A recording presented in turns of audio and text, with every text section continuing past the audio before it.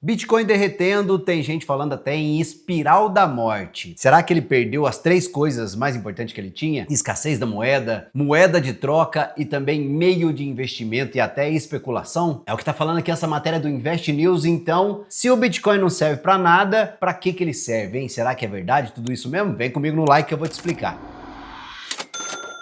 O BTC está prestes a cair 50% em relação à máxima histórica. Não, o BTC não é o único ativo que você deve investir, muito pelo contrário, não estou aqui para defender, estou aqui para ponderar e colocar tudo numa perspectiva bacana para você que investe. Apesar das quedas como essa, né, que a gente está vendo aqui, ajudam muito você a diminuir o seu risco quando você compra, podendo sim ser uma ótima oportunidade para você comprar, mas já eu vou falar disso. Mas a tese lá da matéria, ela faz uma mistura ali de coisas com prazos totalmente diferentes e também compara as ferramentas que não competem de verdade pelo mesmo lugar ali na vida nossa, nós investidores. Vamos lá! Quando se separa curto prazo de longo prazo e utilidade de preço, essa suposta crise de identidade aí vira mais uma fase de mercado que a gente está vivendo agora, num ativo que está ficando grande demais para ser simples. Começa pelo ponto mais repetido, a queda. O texto crava ali que os compradores de queda desapareceram. O problema é que isso soa como definitivo, né? Mas o que os dados mostram é um mercado em modo defensivo, desalavancado, né? Realizando lucros, já que ele vem de uma alta histórica, e não um mercado sem comprador, como pode dar a entender. Acho que a realidade é diferente do passado para de hoje, né? Exato, e muitas coisas inclusive se repetem, a gente já vai falar, não é a primeira, não é a última vez que acontece isso com o Bitcoin. Dá para ver isso no que aconteceu com as liquidações e também com o apetite por risco no mundo, e dá para ver também no comportamento do próprio Bitcoin quando encontra essas zonas aí onde muita gente compra. A Glassnode, por exemplo, ela mostrou um aumento forte de oferta concentrada entre 60 e 70 mil dólares depois da queda, ou seja, teve compra, sim senhor, e compra grande. O que mudou é o quê? É o perfil do comprador. Na alta, o comprador é eufórico, né? A maioria ali só tá surfando a onda. Mas na queda, o comprador é mais lento, né? É mais institucional, ele compra com medo, e isso deixa o gráfico lá embaixo por mais tempo, mas não deixa o ativo sem demanda. E tem outro detalhe ali que o texto toca, mas também não explora muito bem não. O mercado agora tem ETF à vista, tem derivativo mais maduro e tem também gente grande, muito grande, fazendo gestão de risco. E quando essa turma reduz a posição, o que a gente espera é que caia o volume no curto prazo e o preço apanha. Mas isso por si só não mata o Bitcoin não, só mostra que ele virou ali parte do mesmo sistema de alocação que derruba e levanta tudo ali quando o mundo muda de humor. Ele foi corrompido pelo sistema? Foi absorvido pelo sistema. Em grande parte isso é verdade, mas tem alguns pontos que não, vou te explicar. Legal. Aí vem o argumento mais forte do texto, aquele triplo golpe, Bruno. Segundo o artigo, o ouro venceu como uma proteção macro ali. As stablecoins, que são as moedas digitais lastreadas em papelzinho colorido que os governos imprimem, sabe? Venceram em pagamentos internacionais. E os mercados de previsão, o que eu gosto de chamar de apostas gourmet, né? Eles venceram como jeito ali da galera perder dinheiro, né? De especular no curto prazo. Parece que acabou o espaço do Bitcoin, não é mesmo? Só que isso é uma comparação injusta porque esses três vencedores aí resolvem problemas totalmente diferentes, com risco diferente, e também nenhum deles entrega exatamente o que o Bitcoin entrega. Quer ver? Vamos começar pelo ouro. Sim, o ouro subiu forte num contexto ali de medo e de tensão, e os dados mostram entradas relevantes em ETFs de ouro num começo do ano aqui com incerteza geopolítica e também tarifas. Mas isso não prova que o Bitcoin falhou como tese de proteção. Prova sim que o ouro continua sendo o hedge, aquele remédio, né, contra as crises, o hedge clássico de curtíssimo prazo no planeta Terra. É o ativo que um comitê ali, um gestor, um investidor comum, até os bancos centrais conseguem entender. Não precisa justificar muito, né? Todo mundo sabe o valor do ouro. O Bitcoin nunca teve nessa característica, nessa página aí de consenso imediato. A tese do ouro digital sempre foi mais longa, né, do que poucos trimestres. E ele é um ativo escasso, global, líquido, que você consegue guardar, você consegue custodiar sem depender de uma única instituição e que tem uma política monetária previsível. O que quer dizer isso? Todo mundo sabe quantos bitcoins existem, quantos terão no máximo, né, no futuro, diferente do que o governo faz com o nosso dinheiro, né? E olha aí, vão ser 21 milhões de BTC no total e já tem quase 20 milhões rodando no mercado. Tá acabando. Tá acabando. Quando você cobra do BTC o mesmo comportamento do ouro num episódio específico de aversão ao risco que a gente tá vivendo, você tá, na verdade, cobrando que ele seja uma coisa que ele ainda não é e talvez nunca vai ser, principalmente no curtíssimo prazo. Inclusive, vários estudos e relatórios tratam o Bitcoin como um ativo que pode sim ter papel de diversificação e opção de longo prazo, mas sim com muita volatilidade, por isso que não é para todo mundo, nenhum investimento é para todo mundo, inclusive, e com períodos em que ele anda junto com as ações. Mas tem um ponto importante que a BlackRock já falou publicamente em uma faixa de alocação pequena, falou em 2%, para quem tem perfil, né? Exatamente porque o risco dele é desproporcional ao tamanho que muita gente coloca. E isso, você concorda que é o oposto desse lance aí de não serve para nada, concorda? Muito pelo contrário, o Bitcoin serve sim, só que serve em tamanho justo e com a expectativa certa. Inclusive, se você tem esse perfil, se você quiser começar aproveitando essa baixa da moeda, para não deixar para comprar lá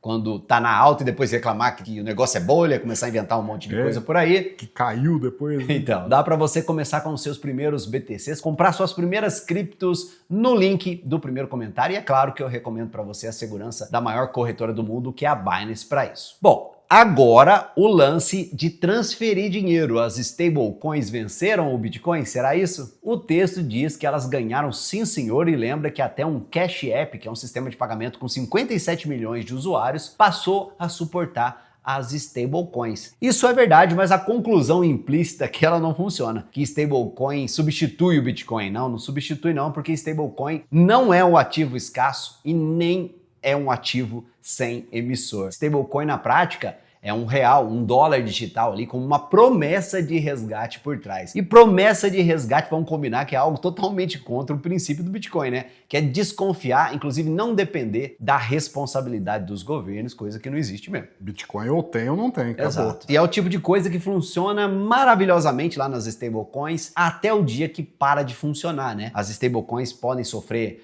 corrida se o mercado perder a confiança no resgate no valor cheio, e a integração com o sistema tradicional pode criar risco de contágio. E até o noticiário mais pró-cripto, né, admite que o mercado de stablecoin tem um pilar frágil ali, especialmente quando a conversa fica ali focada em transparência e também qualidade das reservas, né? No BTC, ó, meu amigo, você não precisa confiar em nada, tá tudo na blockchain, tudo público, verificável para quem quiser ver, tanto o código-fonte como também as transações. Então o que acontece na prática é outra coisa, a stablecoin vence como produto de pagamento, né, de dolarização rápida, principalmente em países como o Brasil, onde o Invest News mostrou bilhões de reais girando em stablecoins em poucos dias, mas isso não ocupa o mesmo lugar do Bitcoin, que é o lugar de um ativo escasso, sem emissor, fora do risco das gastanças, das besteiras governamentais, como aconteceu lá, por exemplo, no subprime lá em 2008, que é inclusive o contexto, é nesse balaio de gato aí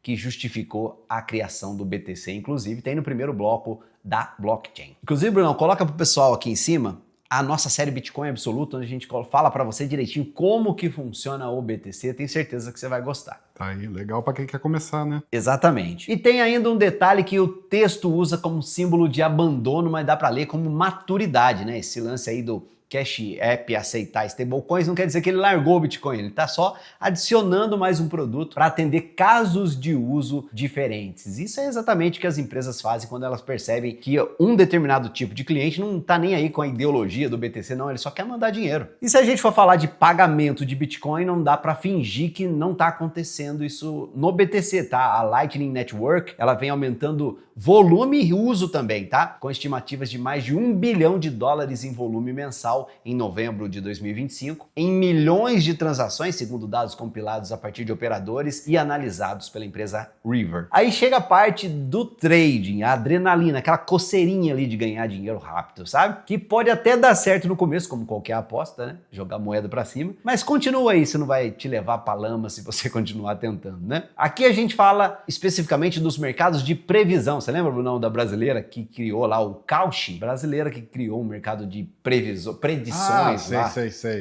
Você pode apostar o que você quiser. Isso, só que não pode falar aposta, entendeu? Você pode jogar na sorte de qualquer coisa. Isso aí, basicamente é isso. Tinha o tanto que o Trump falava de palavrão, você viu? Quantas vezes ele fala shit? Vou te falar uma mais legal daqui a pouco, peraí. Beleza.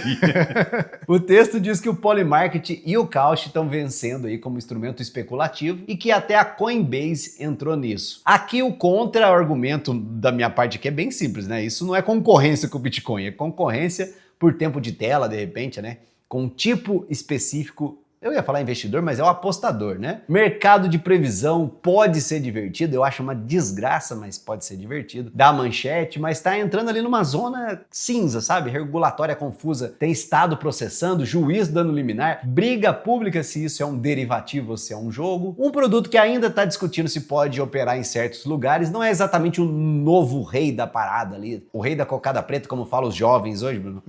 Nossa Senhora. Que destrona um Jovens. ativo global.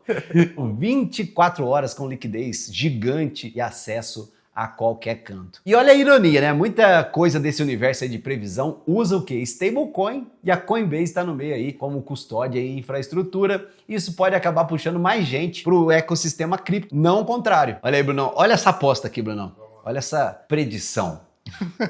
Como tá o placar da eleição brasileira, as odds aqui.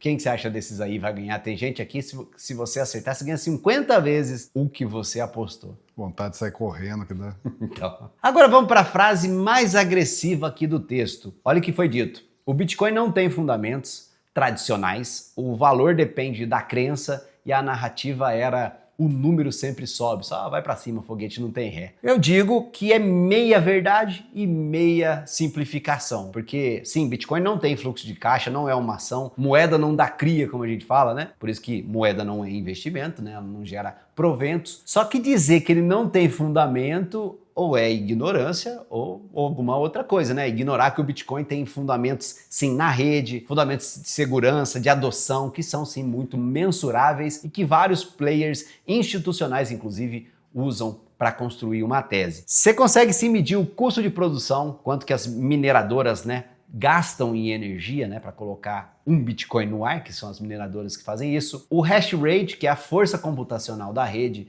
a dificuldade da mineração, que inteligentemente varia de acordo com o número de mineradores, a liquidez, a concentração de oferta, o custo base dos detentores. A gente falou nesse vídeo aqui também, Bruno, do Realized Cap e um monte de coisa que não existe em ativo tradicional do mesmo jeito, mas existe sim como base de análise. A Glassnode, por exemplo, calcula o Realized Cap olhando o preço em que cada unidade foi movida pela última vez, e isso dá uma noção de capital realmente colocado na rede. A CoinDesk reportou um salto de dificuldade e também recuperação de hash rate perto de 1 zeta-hash, olha aí, por segundo, que é um retrato direto ali da segurança e também da competição na rede, ou seja, meu amigo, a rede está viva. A State Street publicou agora em fevereiro de 2026 um material bem direto sobre frameworks de valuation de Bitcoin, discutindo o custo de produção, efeito de rede e também outras formas de tentar precificar. E aí quando a Invest News fala que a institucionalização tirou o misticismo e transformou o Bitcoin num ticker ali, como se fosse uma ação da bolsa, como se isso fosse uma armadilha, eu rebato com uma frase só. Ó. Virar ticker significa virar alocável, sabe? ETF pode comprar, você pode comprar, né? Ele existe, ele é regulado. As empresas têm caixa em BTC, né? Como tem a Melius aqui no Brasil e a Strategy lá nos Estados Unidos. Os derivativos e produtos estruturados não são um problema. Eles são, na verdade, a ponte, né, para o dinheiro grande, né? Dinheiro de verdade tá com esses caras aí, meu amigo. E dinheiro grande vai entrando com disciplina, né? Não vai com amor como os bitcoinheiros que a gente conhece. E é claro que isso deixa o negócio, o preço, inclusive, lá embaixo, bem mais frio. Pode deixar por algum tempo, mas também deixa o mercado mais líquido e mais robusto. E mesmo com essas saídas recentes, os ETFs à vista de Bitcoin nos Estados Unidos acumularam algo perto de 54 bilhões de dólares em entradas líquidas desde o lançamento. O BTC pode subir, e a gente inclusive acredita nisso aqui do nosso lado, quando a combinação de liquidez, crescimento e apetite por risco permitir. E o próprio noticiário explica que parte desse aperto recente veio de macro, né? De dólar forte, de expectativa de juros, incertezas com tarifas, teve capítulo novo esses dias, inclusive. Tudo coisa que derruba os ativos de risco. Fizemos até um vídeo aqui em cima falando como o mundo tá maluco, meu amigo. Queda grande no Bitcoin sempre teve, não foi a primeira, não vai ser a última, incluindo não vai ser a última vez que decretaram a morte dele. Não, tem que ter estômago, né? Exatamente. E tem um último contra-argumento aqui da nossa parte, que para mim é o mais importante de todos. Se o Bitcoin estivesse realmente morrendo, a gente estaria vendo, ó, a rede enfraquecer, a segurança caindo sem recuperar, a liquidez secando, o interesse institucional evaporando de vez e nada disso está acontecendo até agora. E você? O que você acha? Você acha que o Bitcoin vai virar o jogo? Quanto tempo você acha que o Bitcoin vai voltar nos patamares da máxima histórica? Manda aqui, manda também a resposta à pergunta do Brunão. Quero saber se vocês estão aproveitando a promoção. Boa, isso aí. O Brunão tá uma risadinha aqui, tá feliz. Oferta. Não esquece do link no primeiro comentário se você quiser entrar também. Valeu, tudo de bom. Tchau.